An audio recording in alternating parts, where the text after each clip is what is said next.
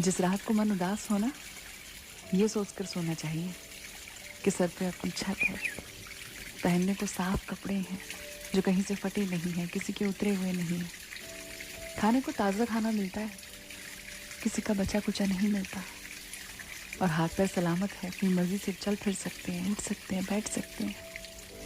दुनिया में ऐसे बहुत लोग हैं जिनके पास इनमें से कुछ भी नहीं है।